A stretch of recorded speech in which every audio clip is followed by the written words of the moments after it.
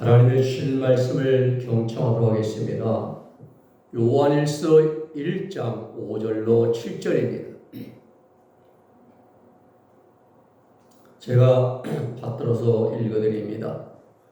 우리가 저에게서 듣고 너에게 전하는 소식이 이것이니 곧 하나님은 빛이시라. 그에게는 어두움이 조금도 없으시니라.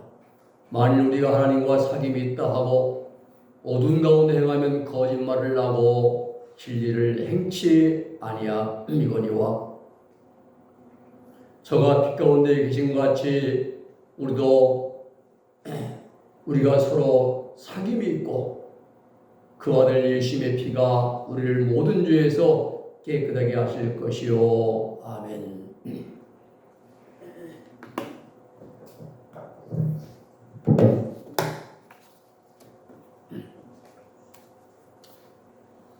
오늘 말씀의 제목은 빛 가운데 행하라 하는 말씀입니다.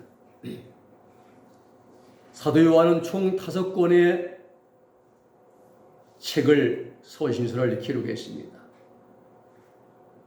복음서의 요한복음, 그리고 요한 1, 2, 3서, 그리고 예언서인 요한계시록 등 복음서 1권, 서신서 3권, 그리고 이제 묵시록 예언서 1권을 이제 기록했습니다.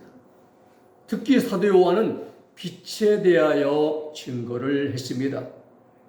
요한복음 1장 6절에 보면은 하나님께로부터 보냄을 받은 사람이 있으니 그의 이름은 요한이라.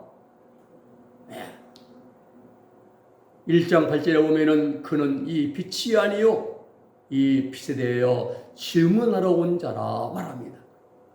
9절에는 참빛 곧 세상에 와서 각 사람에게 비추는 빛이 있었나니라고 말씀합니다. 그러면서 빛 대신 예수님, 빛으로 오신 예수 그리스도에 대하여 증언을 합니다. 사도 요한이 요한복음을 다 기록하고 마지막 20장에 가서 20장 31절에서 요한복음을 기록한 목적에 대해서 이렇게 2가지로 이제 설명합니다. 오직 이것을 기록하면 너희로 예수님께서 하나님의 아들 그리스도이심을 믿게 하려 하며 속죄주 예수님인 것을 믿게 하기 위함에서 또 한 가지는 너희로 그 예수님을 믿음으로 말미암아 기름이 힘입어서 생명을 얻게 하기 위해서라. 첫째는 속죄주 예수님을 믿게 하기 위해서 기록했고, 2번째는 그 이름을 힘입어서 생명에 들어가기 위해서 이 책을 기록했다라고 말씀합니다. 여기서 핵심이 생명입니다. 예수를 믿음으로 말미암아 구원받은 성도들이 궁극적으로 얻어야 하고 입어야 하고 그리고 들어가야 하는 관문, 최종 관문이 예수의 생명을 얻는 일이 되어야 하기 때문에 그렇습니다. 그렇습니다. 시장에 있는 모든 교회는 모든 성도들이 예수님의 생명을 얻도록 해주는 곳이 되어야 합니다. 세상 잡다한 정치 얘기 아닙니다. 농담 따먹기 아닙니다. 코미디 웃기는 거 아닙니다. 강단에서는 모든 성도들이 예수님 믿고 구원받고 연단마다 마음고행실을 정결하게 하여서 예수의 생명에 들어가도록 가르쳐주고 인도해주고 이끌어주는 곳이 바로 교회가 되어야 하는 거예요. 쓸데없는 얘기하면 안 됩니다. 이것이 하나님께서 이 땅에 교회를 세우신 목적인 거예요. 그러면서 사도 요한은 오늘 본문 요한일서 1장에서 또 생명에 대해서 말씀하십니다. 1절에 보면은 태초부터 있는 생명의 말씀, 태초부터 있던 생명의 말씀이라고 했어요. 우리가 들은 바요, 눈으로 본 바요, 그리고 자세히 보고 공생애 동안 3년 동안 눈으로 자세히 보고 또 손으로 만진 바라 이렇게 말씀합니다. 2절에 보면은 이 생명이 나타나신 바 되었고 성취하셔서 하나님의 생명이 육신을 입고 이 땅에 오셨고 성신하시고 인카네이션, 이 생명을 우리가 눈으로 보았다라고 말합니다. 보았고 그 생명에 대해서 너희에게 증언하며 전하는 것이다 라고 말합니다. 사랑하는 여러분, 사도 요한은 편지에서 죄인들이 구원을 받고 하나님과 교제를 이룰 수 있는 방법에 대해서 가르쳐 줍니다. 그것은 기도만이 하는 일 아닙니다. 성경 달달 외우는 것도 아닙니다. 수많은 사람 모아놓고 하나님 말씀을 전하는 것도 아닙니다. 봉사하고 구제할 일도 아닙니다. 물론 이러한 일들 다 필요합니다. 구원받은 성도들의 기본적인 삶이 되어야 됩니다. 우리가 하나님과 교제하며 함께하는 가장 중요한 일은 빛 가운데 행하는 일입니다.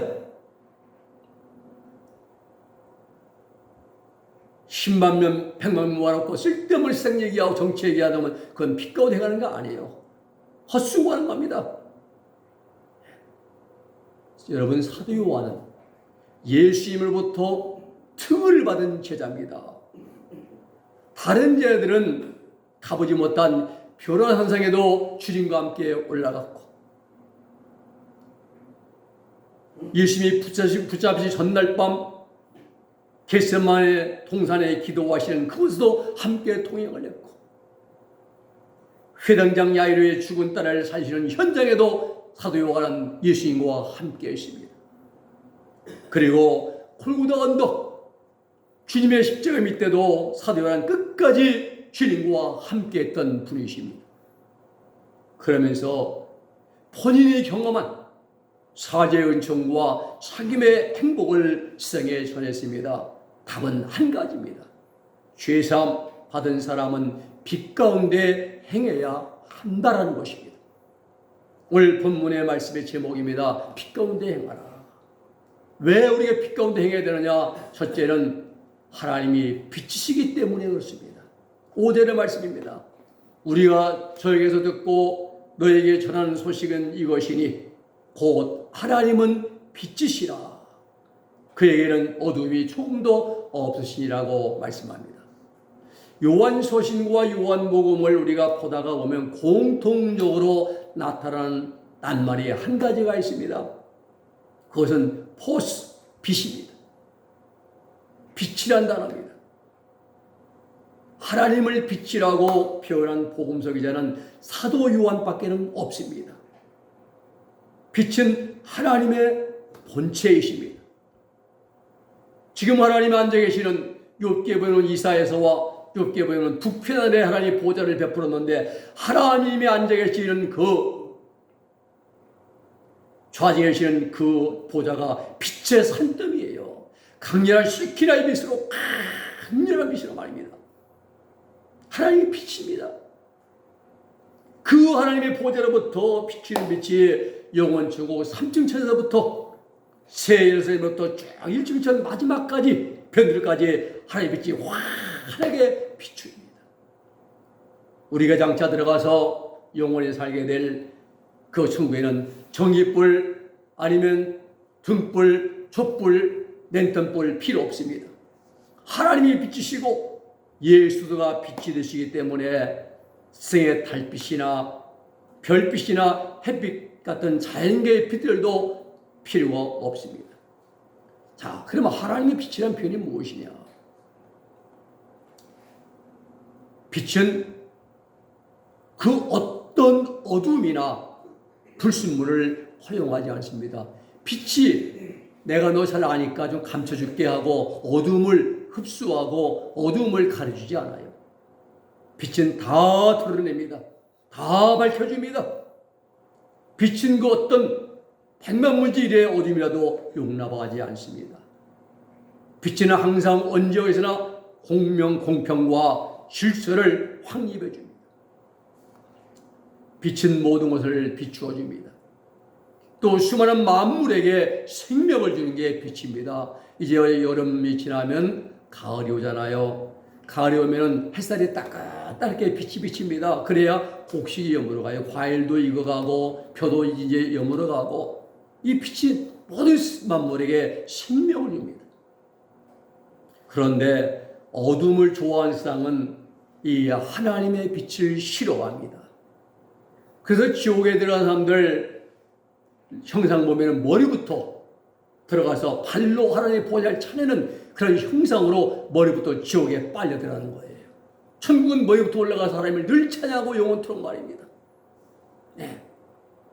오늘 사랑 여러분, 하나님의 자녀들이 하나님을 등지고 거리를 두고 살아가면은 그 얼굴에 어두운 그림자가 드리워집니다.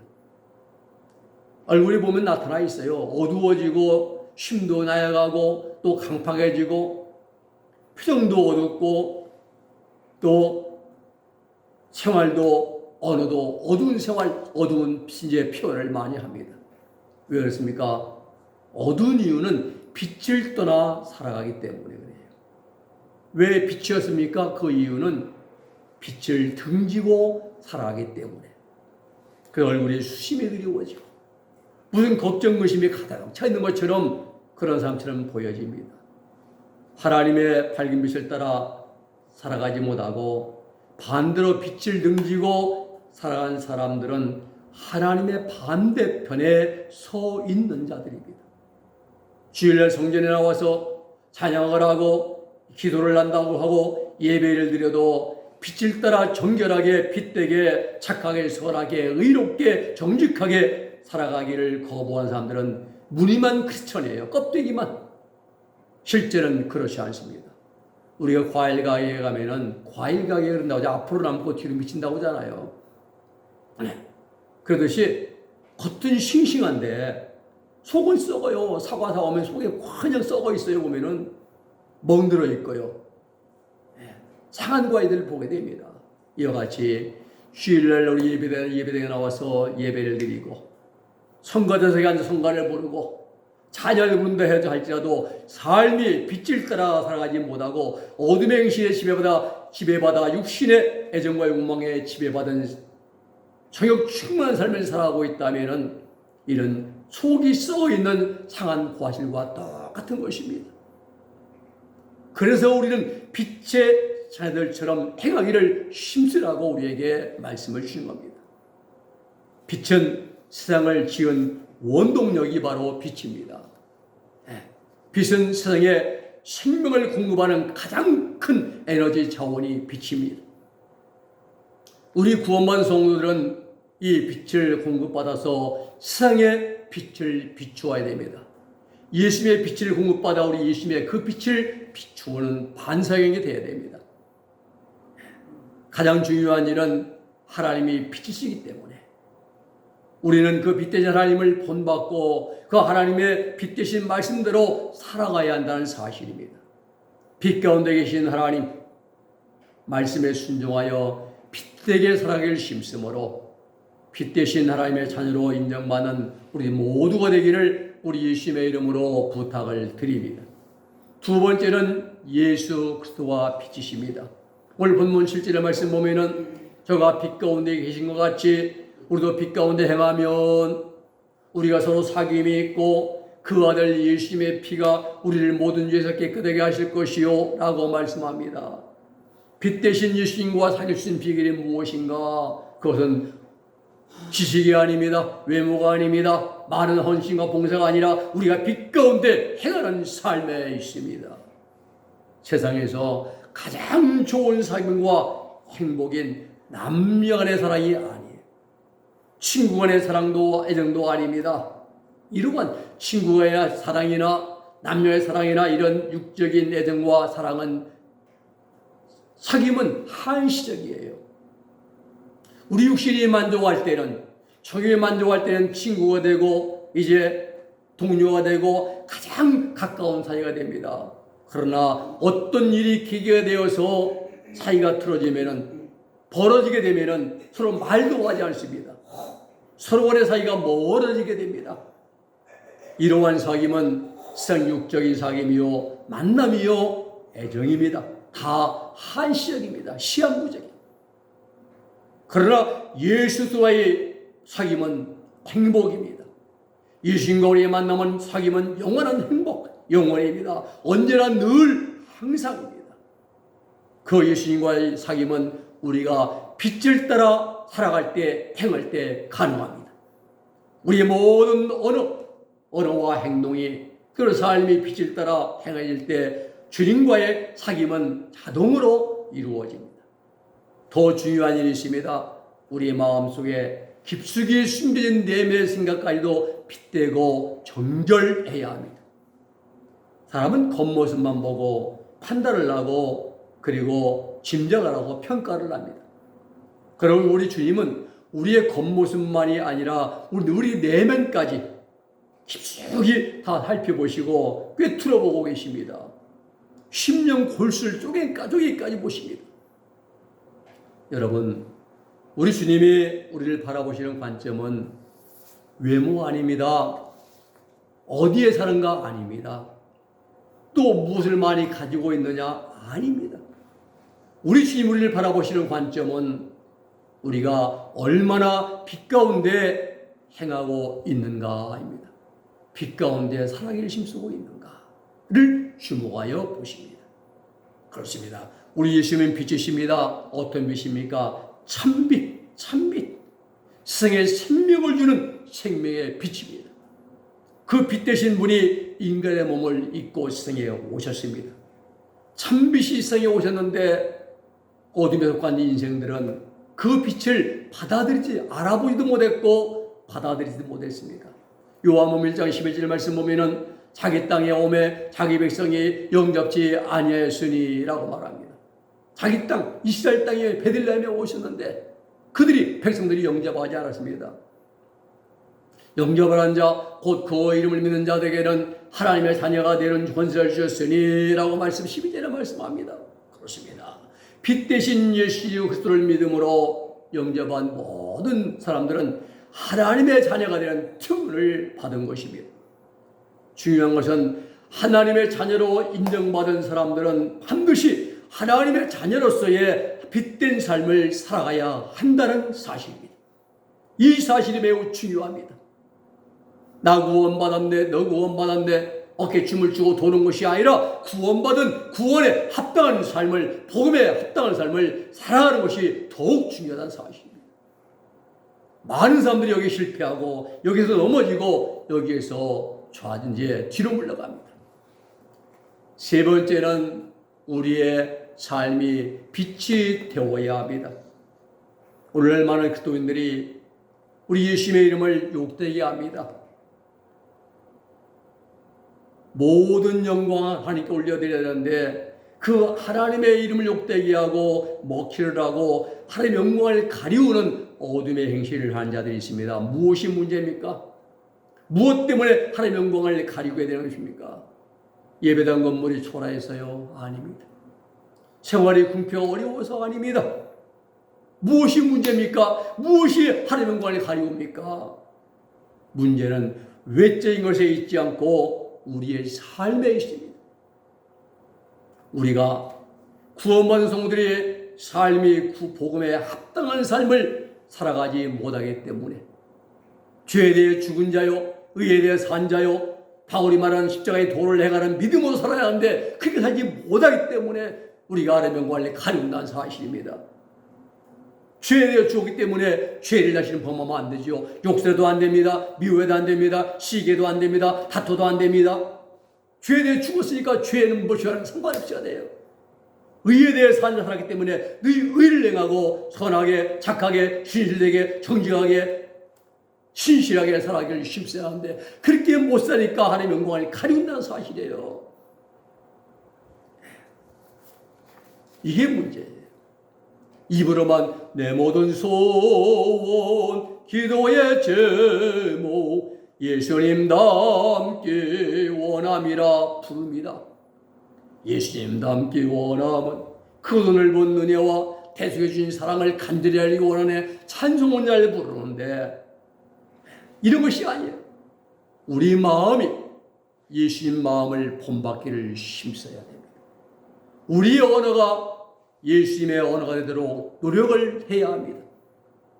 우리의 삶이 빛을 따라 행함으로 우리 삶에서 예수의 향기가 풍겨져야 되는 것입니다.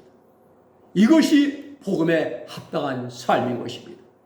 사랑하는 여러분, 복음에 합당하게 살아가는 삶은 그리스도인들의 생활 수칙입니다. 에베소상 1절의 말씀 보면은 부름에 합당하게 행하라 그랬어요. 골로새서 1장 10절 말씀에 보면은 주께서 주께 합당하게 행하라고 말씀합니다.